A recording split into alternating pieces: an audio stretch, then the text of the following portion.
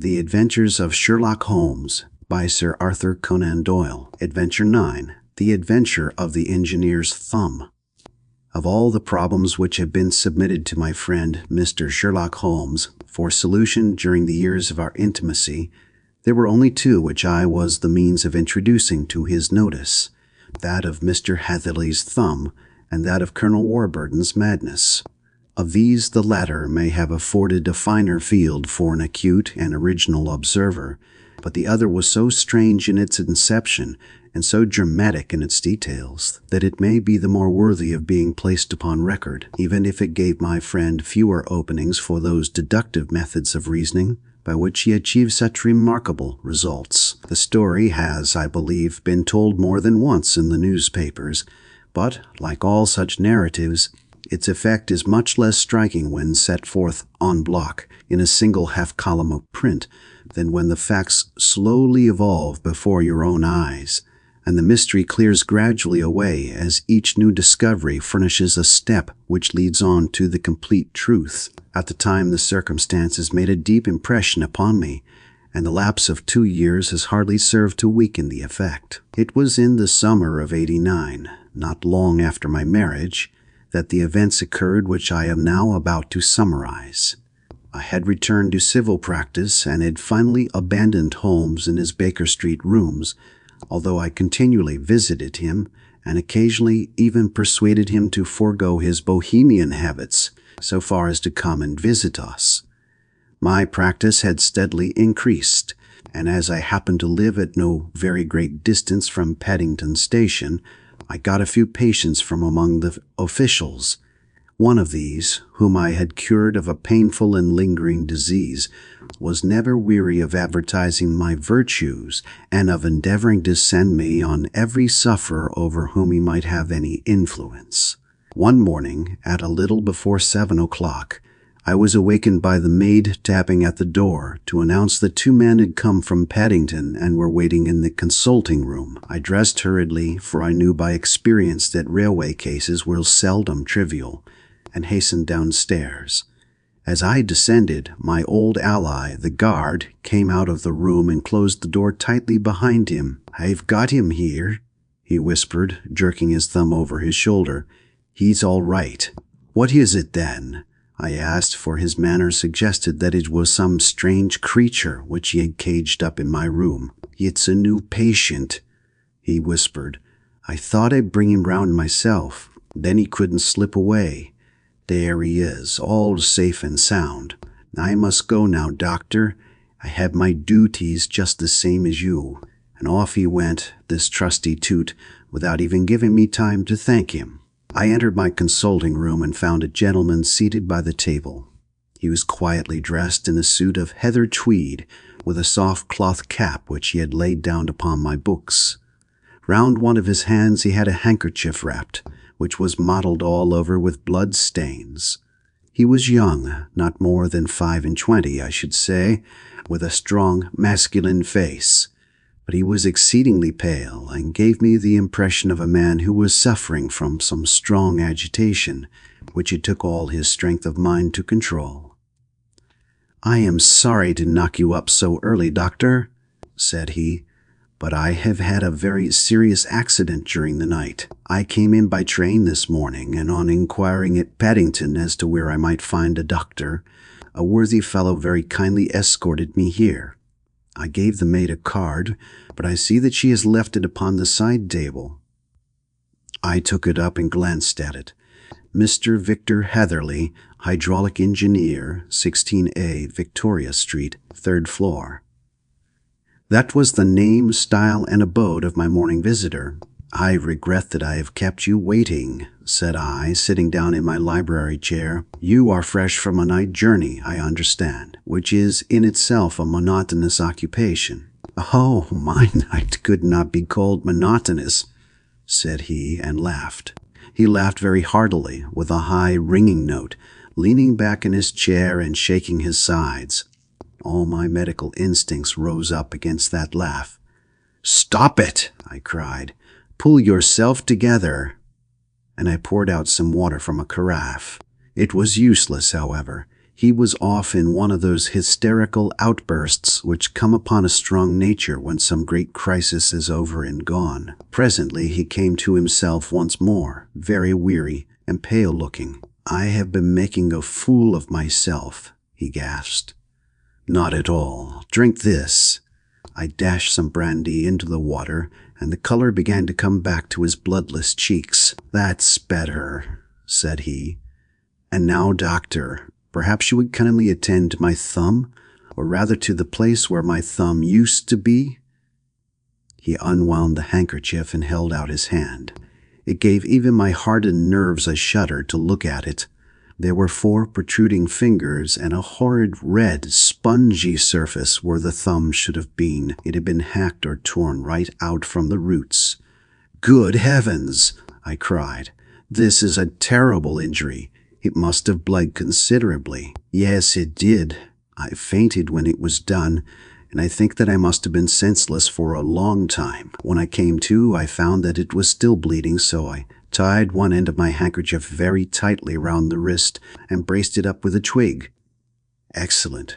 You should have been a surgeon." "It is a question of hydraulics, you see, and came within my own province." "This has been done," said I, examining the wound, "by a very heavy and sharp instrument." "A thing like a cleaver," said he. "An accident, I presume." "By no means." "What? A murderous attack?" "Very murderous indeed." "You horrify me." I sponged the wound, cleaned it, dressed it, and finally covered it over with cotton wadding and carbolized bandages. He lay back without wincing, though he bit his lip from time to time. "How is that?" I asked when I had finished. "Capital. Between your brandy and your bandage, I feel a new man. I was very weak, but I have had a good deal to go through." "Perhaps you had better not speak of the matter. It is evidently trying to your nerves." "Oh, no, not now. I shall have to tell my tale to the police. But between ourselves, if it were not for the convincing evidence of this wound of mine, I should be surprised if they believe my statement, for it is a very extraordinary one, and I have not much in the way of proof with which to back it up. And even if they believe me, the clues which I can give them are so vague that it is a question whether justice will be done." "Ha!" cried I. "If it is anything in the nature of a problem which you desire to see solved, I should strongly recommend you to come to my friend, Mr. Sherlock Holmes, before you go to the official police." "Oh, I have heard of that fellow," answered my visitor, "and I should be very glad if he would take the matter up, though of course I must use the official police as well. Would you give me an introduction to him?" "I'll do better. I'll take you round to him myself." "I should be immensely obliged to you." "We'll call a cab and go together. We shall just be in time to have a little breakfast with him. Do you feel equal to it?" "Yes. I shall not feel easy until I have told my story. Then my servant will call a cab and I shall be with you in an instant." I rushed upstairs, explained the matter shortly to my wife, and in 5 minutes was inside a hansom, driving with my new acquaintance to Baker Street. Sherlock Holmes was, as I expected, lounging about his sitting room in his dressing gown, reading the agony column of the Times and smoking his before-breakfast pipe, which was composed of all the plugs and dottles left from his smokes of the day before, all carefully dried and collected on the corner of the mantelpiece. He received us in his quietly genial fashion, ordered fresh rashers and eggs, and joined us in a hearty meal. When it was concluded, he settled our new acquaintance upon the sofa, placed a pillow beneath his head, and laid a glass of brandy and water within his reach. "It is easy to see that your experience has been no common one, Mr. Heatherley," said he. "Pray lie down there and make yourself absolutely at home. Tell us what you can, but stop when you are tired and keep up your strength with a little stimulant." "Thank you," said my patient. "But I have felt another man since the doctor bandaged me, and I think that your breakfast has completed the cure. I shall take up as little of your valuable time as possible, so I shall start at once upon my peculiar experiences." Holmes sat in his big armchair with the weary, heavy-lidded expression which veiled his keen and eager nature, while I sat opposite to him, and we listened in silence to the strange story which our visitor detailed to us.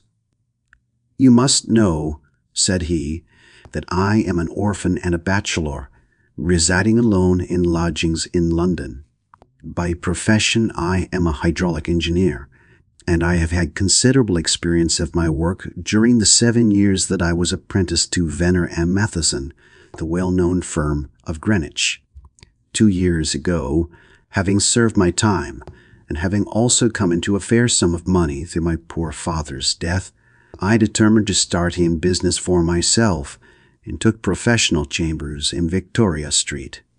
I suppose that everyone finds his first independent start in business a dreary experience. To me, it has been exceptionally so. During 2 years, I have had 3 consultations and 1 small job, and that is absolutely all that my profession has brought me. My gross takings amount to £27 10s. Every day, from 9 in the morning until 4 in the afternoon, I waited in my little den until at last my heart began to sink, and I came to believe that I should never have any practice at all. Yesterday, however, just as I was thinking of leaving the office, my clerk entered to say there was a gentleman waiting who wished to see me upon business. He brought up a card, too, with the name of Colonel Lysander Stark engraved upon it. Close at his heels came the colonel himself, a man rather over the middle size, but of an exceeding thinness. I do not think that I have ever seen so thin a man. His whole face sharpened away into nose and chin, and the skin of his cheeks was drawn quite tense over his outstanding bones. Yet this emaciation seemed to be his natural habit, and due to no disease, for his eye was bright, his step brisk, and his bearing assured. He was plainly but neatly dressed, and his age, I should judge, would be nearer 40 than 30. "Mr. Hatherley," said he, with something of a German accent, "you have been recommended to me, Mr. Hatherley, as being a man who is not only proficient in his profession, but is also discreet and capable of preserving a secret." I bowed, feeling as flattered as any young man would at such an address. "May I ask who it was who gave me so good a character?" "Well, perhaps it is better that I should not tell you that just at this moment. I have it from the same source that you are both an orphan and a bachelor, and are residing alone in London." "That is quite correct," I answered, "but you will excuse me if I say that I cannot see how all this bears upon my professional qualifications. I understand that it was on a professional matter that you wished to speak to me?" "Undoubtedly so, but you will find that all I say is really to the point. I have a professional commission for you, but absolute secrecy is quite essential. Absolute secrecy, you understand, and of course we may expect that more from a man who is alone than from one who lives in the bosom of his family." "If I promise to keep a secret," said I, "you may absolutely depend upon my doing so." He looked very hard at me as I spoke, and it seemed to me that I had never seen so suspicious and questioning an eye. "Do you promise, then?" said he at last. "Yes, I promise. Absolute and complete silence before, during, and after. No reference to the matter at all, either in word or writing." "I have already given you my word." "Very good." He suddenly sprang up, and darting like lightning across the room, he flung open the door. The passage outside was empty.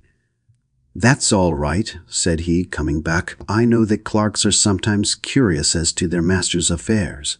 Now we can talk in safety." He drew up his chair very close to mine, and began to stare at me again with the same questioning and thoughtful look. A feeling of repulsion and of something akin to fear had begun to rise within me at the strange antics of this fleshless man. Even my dread of losing a client could not restrain me from showing my impatience.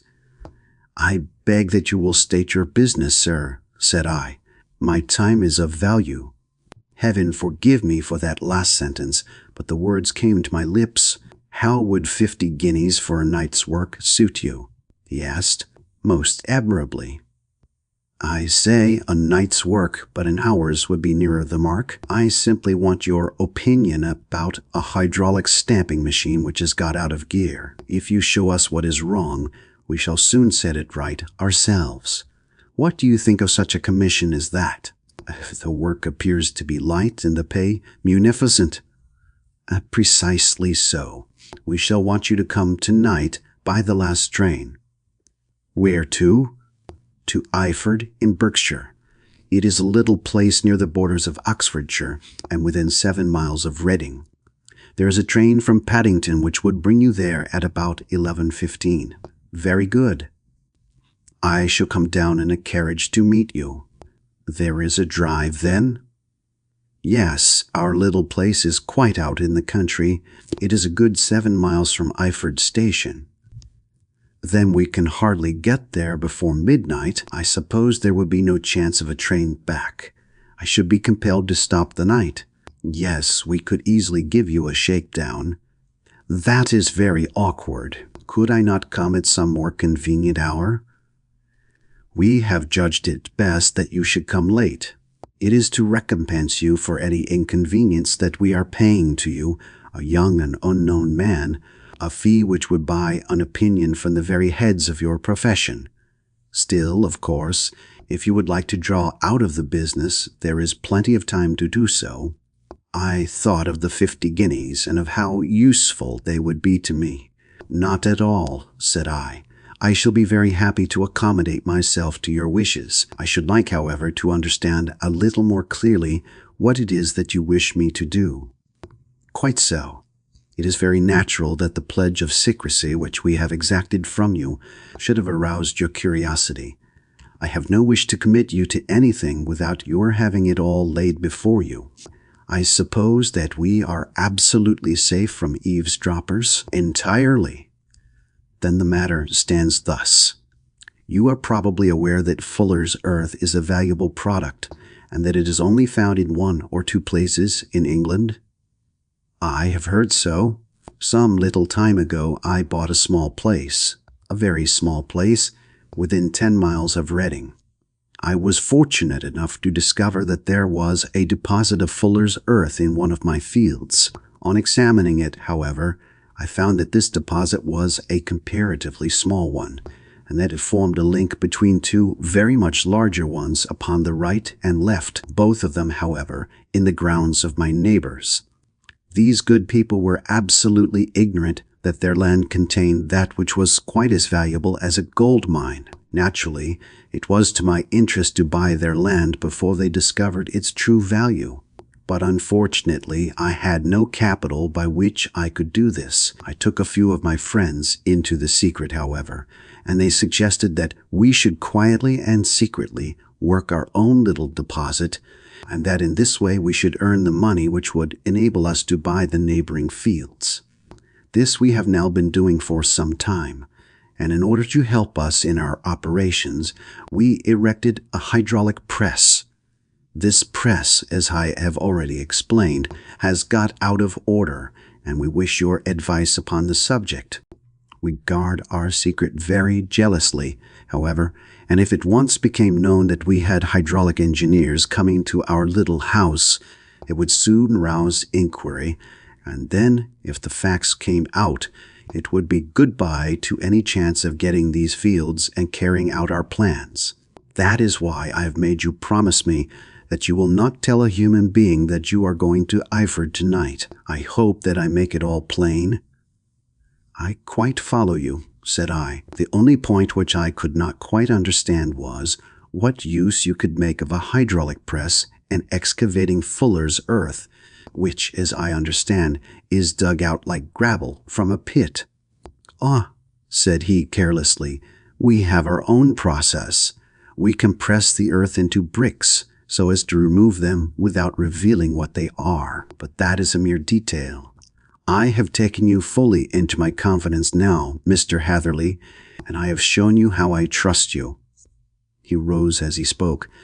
"I shall expect you then at Iford at 11:15. I shall certainly be there." And not a word to a soul. He looked at me with a last long, questioning gaze, and then, pressing my hand in a cold, dank grasp, he hurried from the room. Well, when I came to think it all over in cool blood, I was very much astonished, as you may both think, at this sudden commission which has been entrusted to me. On the one hand, of course, I was glad, for the fee was at least tenfold what I should have asked had I set a price upon my own services, and it was possible that this order might lead to other ones. On the other hand, the face and manner of my patron had made an unpleasant impression upon me, and I could not think that his explanation of the fuller's earth was sufficient to explain the necessity of my coming at midnight, and his extreme anxiety lest I should tell anyone of my errand. However, I threw all fears to the winds, ate a hearty supper, drove to Paddington, and started off, having obeyed to the letter the injunction as to holding my tongue.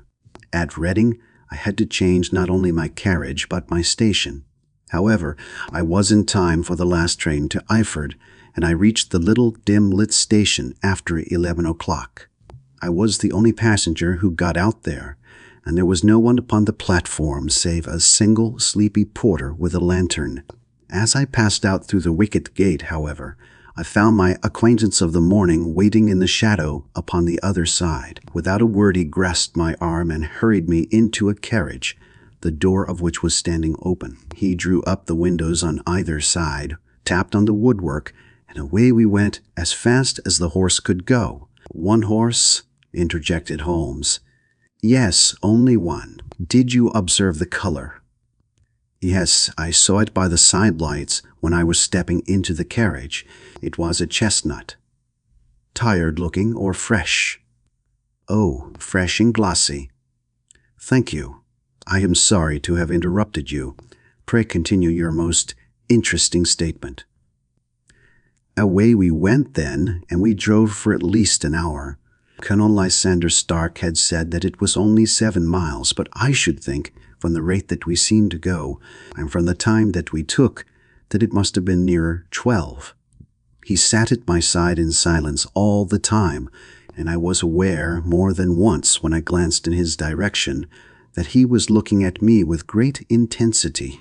The country roads seemed to be not very good in that part of the world, for we lurched and jolted terribly. I tried to look out of the windows to see something of where we were, but they were made of frosted glass, and I could make out nothing save the occasional bright blur of a passing light. Now and then I hazarded some remark to break the monotony of the journey, but the colonel answered only in monosyllables, and the conversation soon flagged. At last, however, the bumping of the road was exchanged for the crisp smoothness of a gravel drive, and the carriage came to a stand.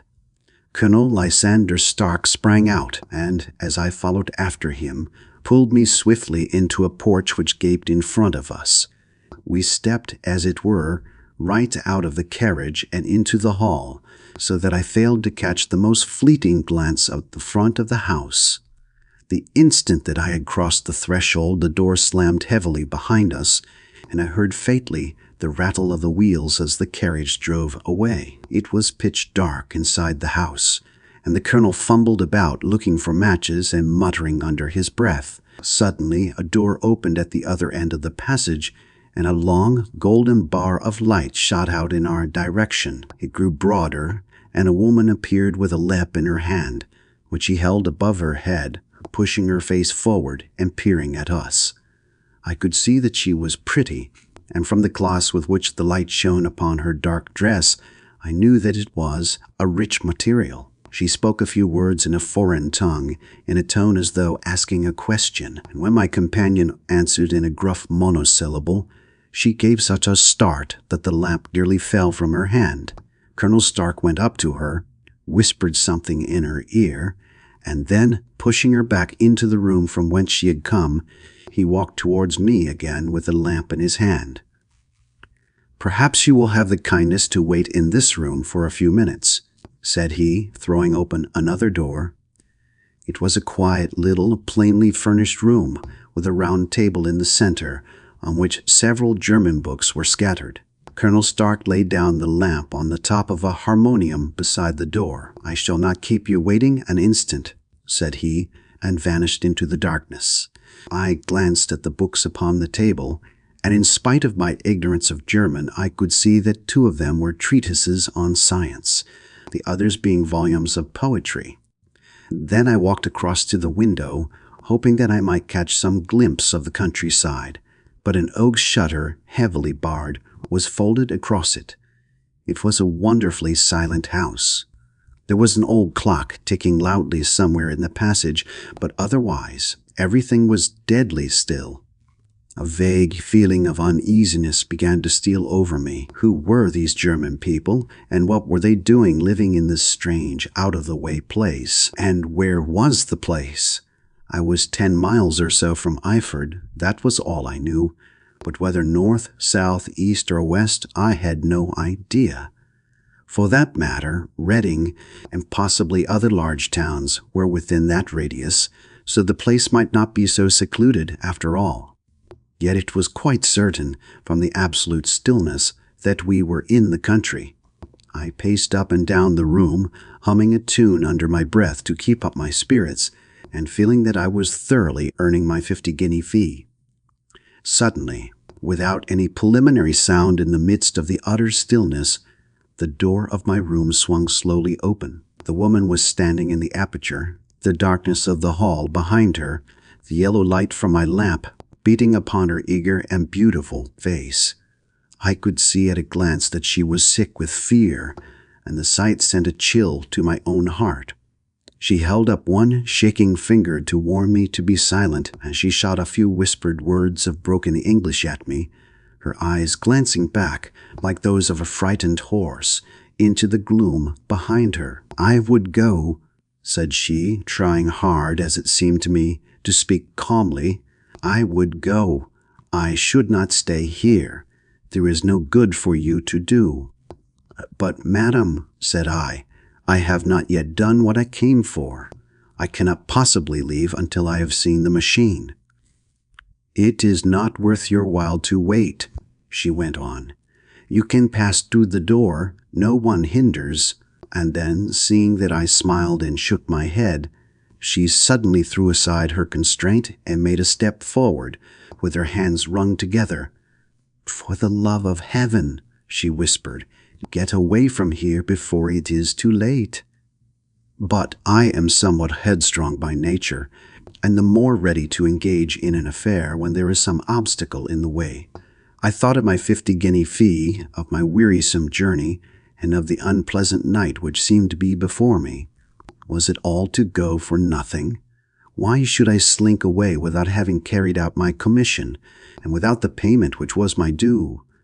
This woman might, for all I knew, be a monomaniac, with a stout bearing, therefore, though her manner had shaken me more than I cared to confess. I still shook my head, and declared my intention of remaining where I was. She was about to renew her entreaties when a door slammed overhead, and the sound of several footsteps was heard upon the stairs. She listened for an instant, threw up her hands with a despairing gesture, and vanished as suddenly and as noiselessly as she had come. The newcomers were Colonel Lysander Stark, and a short, thick man with a chinchilla beard growing out of the creases of his double chin, who was introduced to me as Mr. Ferguson. "This is my secretary and manager," said the colonel. "By the way, I was under the impression that I left this door shut just now. I fear that you have felt the draught." "On the contrary," said I opened the door myself because I felt the room to be a little close." He shot one of his suspicious looks at me. "Perhaps we had better proceed to business then," said he. "Mr. Ferguson and I will take you up to see the machine." "I had better put my hat on, I suppose." "Oh, no, it is in the house." "What? You dig fuller's earth in the house?" No, this is only where we compress it. But never mind that. All we wish you to do is to examine the machine and to let us know what is wrong with it." We went upstairs together, the colonel first with the lamp, the fat manager and I behind him. It was a labyrinth of an old house, with corridors, passages, narrow winding staircases, and little low doors, the thresholds of which were hollowed out by the generations who had crossed them. There were no carpets and no signs of any furniture above the ground floor, while the plaster was peeling off the walls and the damp was breaking through in green, unhealthy blotches. I tried to put on as unconcerned an air as possible, but I had not forgotten the warnings of the lady, even though I disregarded them, and I kept a keen eye upon my two companions. Ferguson appeared to be a morose and silent man, but I could see from the little that he said that he was at least a fellow countryman. Colonel Lysander Stark stopped at last before a low door, which he unlocked. Within was a small square room, in which the three of us could hardly get at one time. Ferguson remained outside, and the colonel ushered me in. "We are now," said he, "actually within the hydraulic press, and it would be a particularly unpleasant thing for us if anyone were to turn it on. The ceiling of this small chamber is really the end of the descending piston, and it comes down with the force of many tons upon this metal floor. There are small lateral columns of water outside which receive the force, and which transmit and multiply it in the manner which is familiar to you. The machine goes readily enough, but there is some stiffness in the working of it, and it has lost a little of its force. Perhaps you will have the goodness to look it over, and to show us how we can set it right." I took the lamp from him, and I examined the machine very thoroughly. It was indeed a gigantic one, and capable of exercising enormous pressure. When I passed outside, however, and pressed down the levers which controlled it, I knew at once by the whooshing sound that there was a slight leakage, which allowed a regurgitation of water through one of the side cylinders. An examination showed that one of the India rubber bands, which was round the head of a driving rod, had shrunk so as to not quite fill the socket along which it worked. This was clearly the cause of the loss of power, and I pointed it out to my companions, who followed my remarks very carefully and asked several practical questions as to how they should proceed to set it right. When I had made it clear to them, I returned to the main chamber of the machine and took a good look at it to satisfy my own curiosity. It was obvious at a glance that the story of the fuller's earth was the merest fabrication, for it would be absurd to suppose that so powerful an engine could be designed for so inadequate a purpose. The walls were of wood, but the floor consisted of a large iron trough, and when I came to examine it, I could see a crust of metallic deposit all over it. I had stooped and was scraping at this to see exactly what it was, when I heard a muttered exclamation in German and saw the cadaverous face of the colonel looking down at me. "What are you doing there?" he asked. I felt angry at having been tricked by so elaborate a story as that which he had told me. "I was admiring your fuller's earth," said I. "I think that I should be better able to advise you as to your machine if I knew what the exact purpose was for which it was used." The instant that I uttered the words, I regretted the rashness of my speech. His face set hard, and a baleful light sprang up in his gray eyes. "Very well," said he, "you shall know all about the machine." He took a step backward, slammed the little door, and turned the key in the lock. I rushed towards it and pulled at the handle, but it was quite secure, and did not give in the least to my kicks and shoves. "Hello," I yelled. "Hello, Colonel, let me out." And then suddenly in the silence, I heard a sound which set my heart into my mouth. It was the clank of the levers and the swish of the leaking cylinder. He had set the engine at work. The lamp still stood upon the floor where I had placed it when examining the trough. By its light I saw that the black ceiling was coming down upon me, slowly, jerkily, but, as none knew better than myself, with a force which must within a minute grind me to a shapeless pulp. I threw myself screaming against the door, and dragged with my nails at the lock. I implored the colonel to let me out, but the remorseless clanking of the levers drowned my cries. The ceiling was only a foot or two above my head, and with my hand upraised I could feel its hard, rough surface. Then it flashed through my mind that the pain of my death would depend very much upon the position in which I met it. If I lay on my face, the weight would come upon my spine, and I shuddered to think of that dreadful snap. Easier the other way, perhaps, and yet had I the nerve to lie and look up at that deadly black shadow wavering down upon me? Already I was unable to stand erect, when my eye caught something which brought a gush of hope back to my heart. I have said that though the floor and ceiling were of iron, the walls were of wood.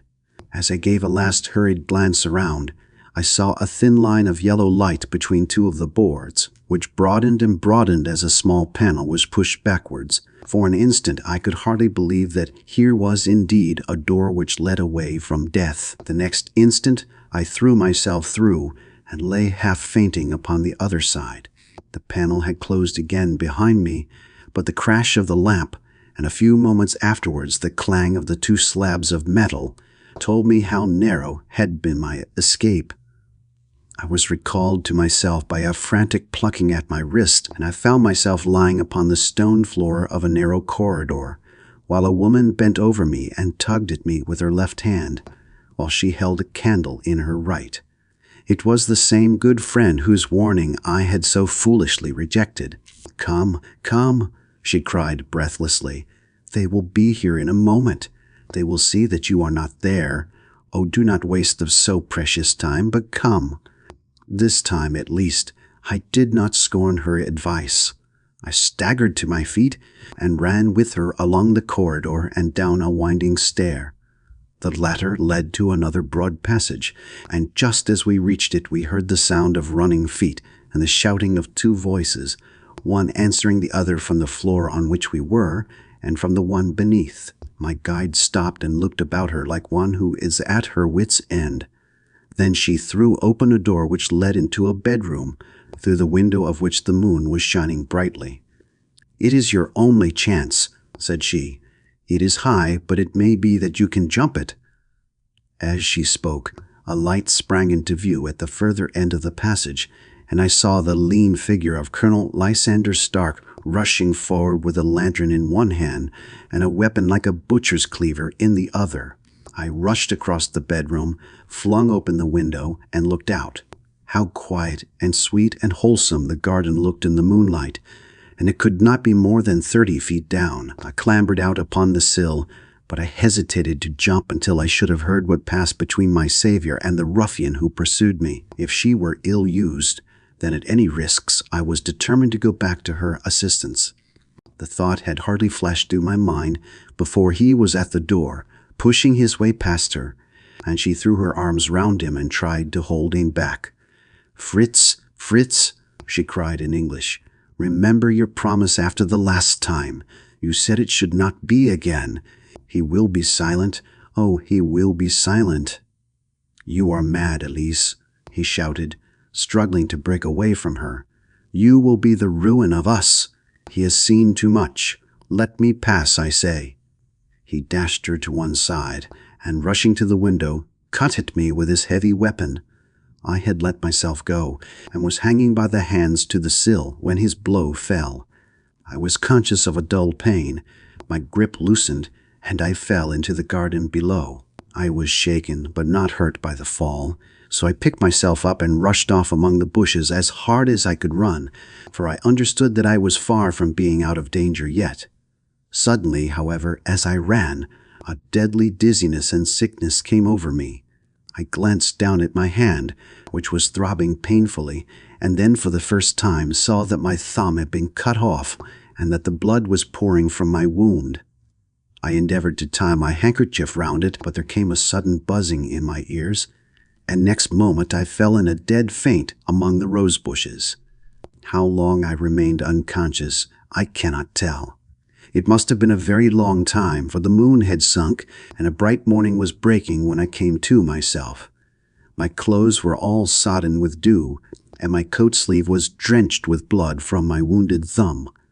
The smarting of it recalled in an instant all the particulars of my night's adventure, and I sprang to my feet with the feeling that I might hardly yet be safe from my pursuers. But to my astonishment, when I came to look round me, neither house nor garden were to be seen.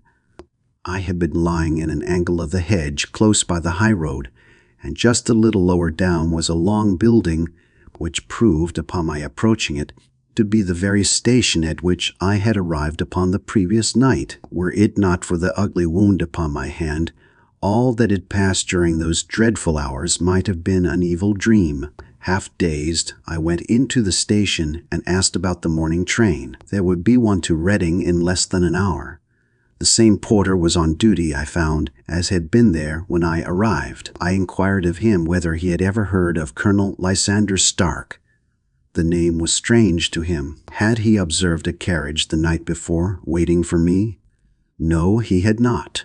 Was there a police station anywhere near? There was one about 3 miles off. It was too far for me to go. Weak and ill as I was, I determined to wait until I got back to town before telling my story to the police. It was a little past 6 when I arrived, so I went first to have my wound dressed, and then the doctor was kind enough to bring me along here. I put the case into your hands and shall do exactly what you advise." We both sat in silence for some little time after listening to this extraordinary narrative. Then Sherlock Holmes pulled down from the shelf one of the ponderous, commonplace books in which he placed his cuttings. "Here is an advertisement which will interest you," said he. "It appeared in all the papers about a year ago. Listen to this. Lost on the 9th instant, Mr. Jeremiah Hayling, aged 26, a hydraulic engineer, left his lodgings at 10 o'clock at night and has not been heard of since. Was dressed in, etc., etc. Ha! That represents the last time that the colonel needed to have his machine overhauled, I fancy." "Good heavens!" cried my patient. "Then that explains what the girl said." "Undoubtedly. It is quite clear that the colonel was a cool and desperate man, who was absolutely determined that nothing should stand in the way of his little game, like those out-and-out pirates who will leave no survivor from a captured ship. Well, every moment now is precious, so if you feel equal to it, we shall go down to Scotland Yard at once as a preliminary to starting for Eyford." Some 3 hours or so afterwards, we were all in the train together, bound from Reading to the little Berkshire village. There were Sherlock Holmes, the hydraulic engineer, Inspector Bradstreet of Scotland Yard, a plainclothesman, and myself. Bradstreet had spread an ordnance map of the county out upon the seat, and was busy with his compasses drawing a circle with Eyford for its center. "There you are," said he. "That circle is drawn at a radius of 10 miles from the village. The place we want must be somewhere near that line. You said 10 miles, I think, sir? It was an hour's good drive. And you think that they brought you back all that way when you were unconscious?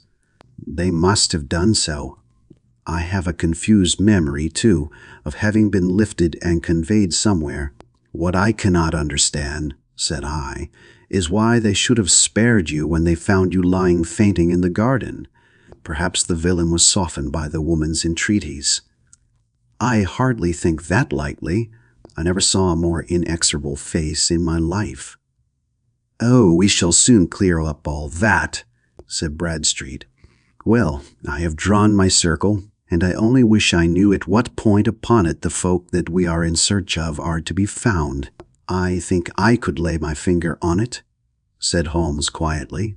"Really now," cried the inspector, "you have formed your opinion. Come now, we shall see who agrees with you. I say it is south, for the country is more deserted there."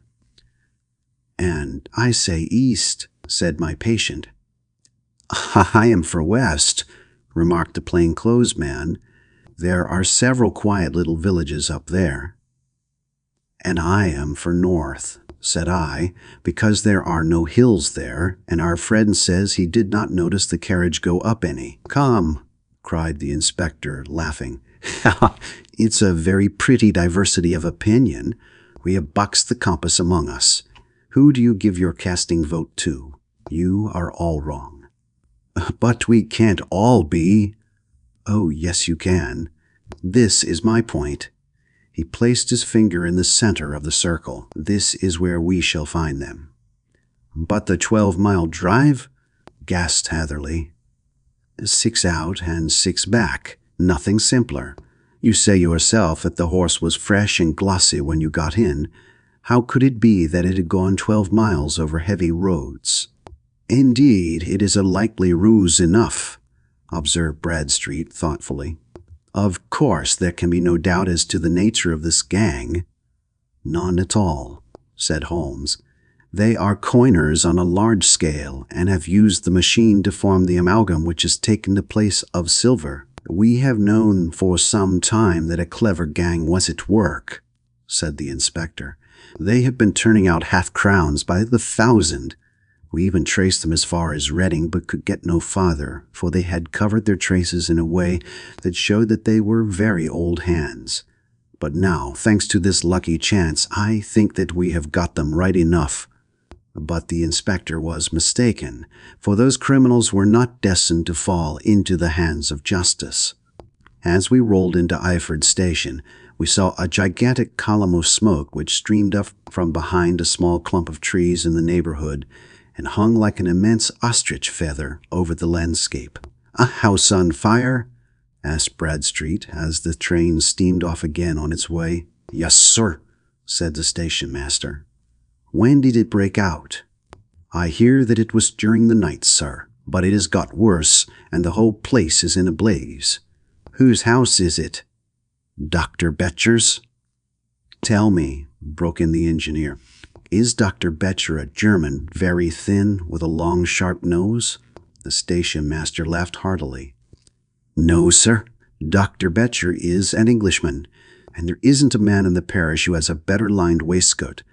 But he has a gentleman staying with him, a patient, as I understand, who is a foreigner, and he looks as if a little good Berkshire beef would do him no harm." The station master had not finished his speech before we were all hastening in the direction of the fire. The road topped a low hill, and there was a great widespread whitewashed building in front of us, spouting fire at every chink and window, while in the garden in front 3 fire engines were vainly striving to keep the flames under. "That's it!" cried Hatherley in intense excitement. "There is the gravel drive, and there are the rose bushes where I lay.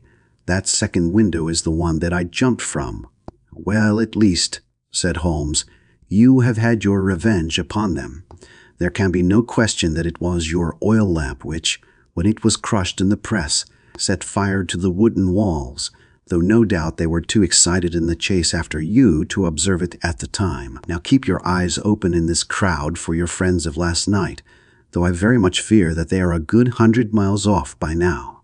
And Holmes's fears came to be realized, for from that day to this no word has ever been heard either of the beautiful woman, the sinister German, or the morose Englishman. Early that morning a peasant had met a cart containing several people and some very bulky boxes driving rapidly in the direction of Reading, but there all traces of the fugitives disappeared, and even Holmes's ingenuity failed ever to discover the least clue as to their whereabouts. The firemen had been much perturbed at the strange arrangements which they had found within, and still more so by discovering a newly severed human thumb upon a windowsill of the second floor. About sunset, however, their efforts were at last successful, and they subdued the flames, but not before the roof had fallen in, and the whole place been reduced to such absolute ruin that, save some twisted cylinders and iron piping, not a trace remained of the machinery which had cost our unfortunate acquaintance so dearly. Large masses of nickel and of tin were discovered stored in an outhouse, but no coins were to be found, which may have explained the presence of those bulky boxes which have been already referred to. How our hydraulic engineer had been conveyed from the garden to the spot where he recovered his senses might have remained forever a mystery were it not for the soft mold, which told us a very plain tale. He had evidently been carried down by 2 persons, one of whom had remarkably small feet, and the other unusually large ones. On the whole, it was most probable that the silent Englishman, being less bold or less murderous than his companion, had assisted the woman to bear the unconscious man out of the way of danger. "Well," said our engineer ruefully as we took our seats to return once more to London, "it has been a pretty business for me. I have lost my thumb and I have lost the 50-guinea fee, and what have I gained?" "Experience," said Holmes, laughing. "Indirectly, it may be of value, you know. You have only to put it into words to gain the reputation of being excellent company for the remainder of your existence." End of Adventure 9.